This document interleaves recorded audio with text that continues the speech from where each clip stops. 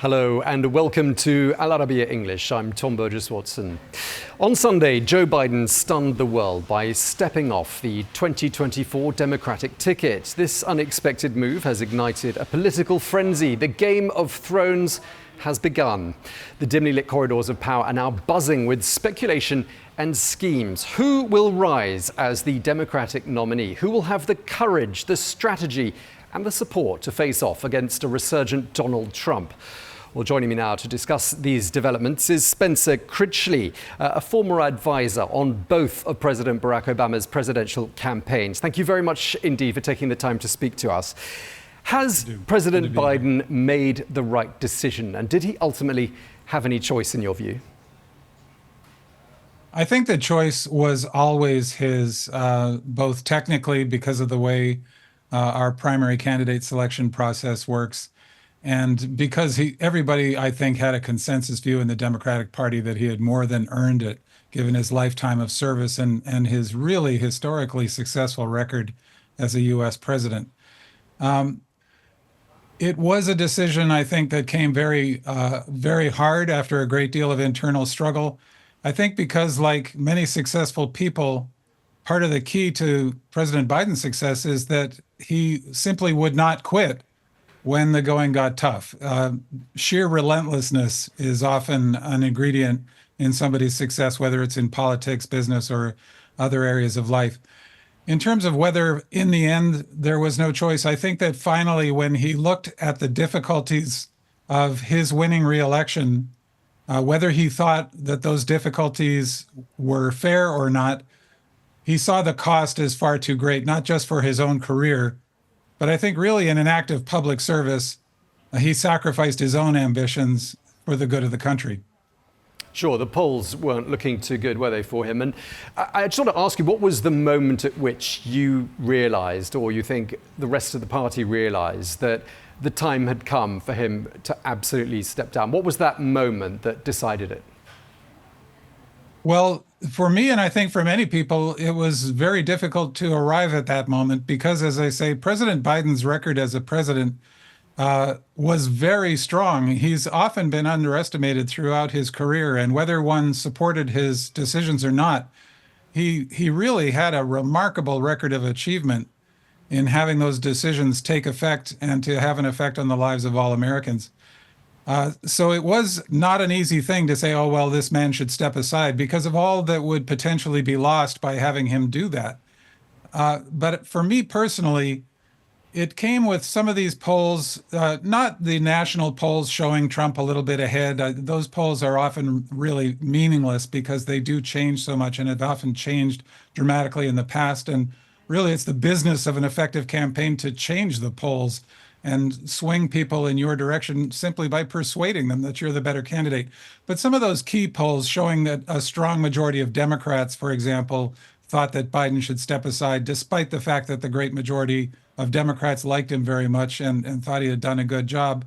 And apparently some of the internal polls in key battleground states, which we did not get to see on the outside, but we've heard something about now through reporting, really did show genuinely bad trends in states that should have been strong for a Democratic candidate. And at a certain point, even if you have all the self-confidence in the world, there's a certain point at which the risk is just too great. We're 15 weeks away from Election Day. That's not very long, is it? Just talk us through how you see things unfolding in terms of getting the party ready for Election Day and coming up with a candidate. Talk us through the process. How do you see this all unfolding? This could be an extremely difficult challenge, although I will note, in the United Kingdom, they run elections in something like 6 weeks. Now, the United States is a much larger country, of course, but I think perhaps Americans could take a lesson from other countries there. Perhaps we don't need to be having people running for president for years. In this case, because the party appears to be coalescing quickly behind Vice President Kamala Harris, I think that's going to make a very big difference. If it had been thrown into an open contest with multiple candidates vying for the nomination and quite likely attacking each other in the process, at least politically, that could have been, I think, very damaging. But for a variety of reasons, including President Biden's apparently full confidence in Kamala Harris, and confidence which I personally believe is deserved, there does seem to be this rapid coalescing in support of Vice President Harris, and I think people will be shocked if she doesn't become the official nominee of the party at the convention. Who do you think her running mate might be? Well, this is a very interesting subject of speculation right now. The speculation that might have gone into the primary process has now gone to the vice presidential selection. And there are multiple good candidates. I'm always reluctant to predict because predictions in politics are hardly worth the air that's used to voice them. But I think that among the great candidates is Governor Josh Shapiro of Pennsylvania, Wes Moore of Maryland, Andy Beshear of Kentucky, Gavin Newsom of California. I would love to say Gretchen Whitmer of Michigan or other female candidates. I'm not sure if politically the entire country is ready for two female candidates on a ticket. I think it's very exciting that we not only have probably a female nominee and a nominee who's also both African American and Indian American, but I imagine there'll have to be a little bit more demographic balance in the ticket.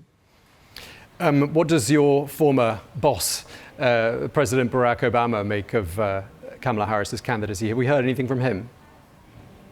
We have not, and this is typical, at least not recently. In the past, Barack Obama has been an enthusiastic supporter of Kamala Harris. I happened to be at an event of his a few years ago in California, at which Kamala Harris was present as one of his supporters, and he could hardly have been more enthusiastic in his praise of her as at that time a rising star on the national scene.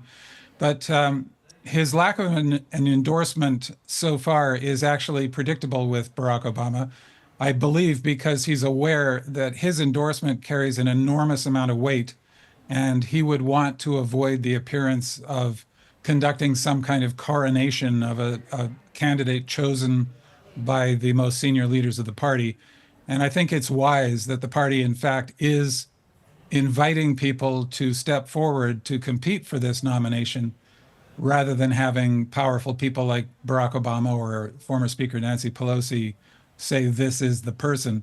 The fact that it looks like it is going to be Kamala Harris simply seems to be an organic political phenomenon where everybody involved happens to believe that this is the best way for the party to go at this particular point. And just looking back to 2020, there was speculation that President Obama was rather hesitant, it seemed, or he was late in the day endorsing now President Joe Biden. And in recent days and weeks, we've heard from the Trump campaign team suggestions that perhaps that the relationship between those two men is rather strained. I would like to ask you for your opinion. How would you characterize the relationship between President Barack Obama and President Joe Biden? Well, from what I've seen, and I can't claim to be a close friend of either of them. I've worked with both of them on campaigns, but I certainly don't know what's going on in their minds. But from what I've seen, they had a genuinely strong friendship. Obama, while he was president, referred to Joe Biden as my brother. And this friendship evolved after the selection of Joe Biden as the nominee, at which point they didn't know each other very well. But as they came to campaign together and then worked together in the White House, by all appearances, they became very, very close friends. Reportedly, that friendship was tested during the past few weeks when apparently Barack Obama was among those expressing concerns about the prospects that Joe Biden was facing. And well-sourced reporters do report that Joe Biden was feeling quite a bit of anger at that lack of support for him going on. I'm confident, though, that what was driving that concern was concern over whether Biden could win, not whether he deserved to win or whether or not he'd been an excellent candidate, because all of those people are very much on the record. An excellent president. All of those people are very much on the record hailing Biden's record of achievement in office.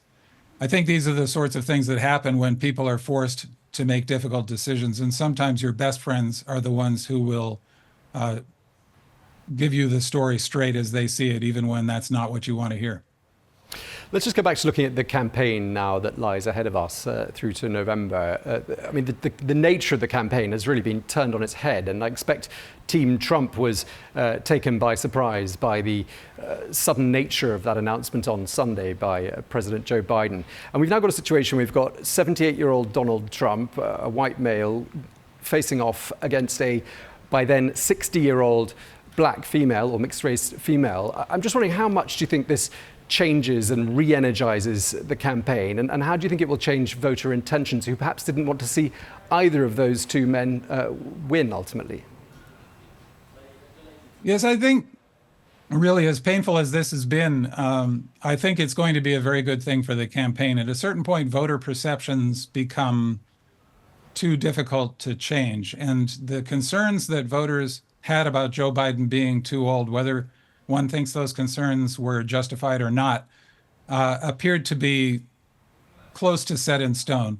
So this eliminates that as an issue, except that it turns the focus onto former President Trump, whose own evident cognitive decline from, frankly, not a very good starting point, has been often overlooked, given all of the attention focused on Joe Biden, especially since that terrible debate on June 27th.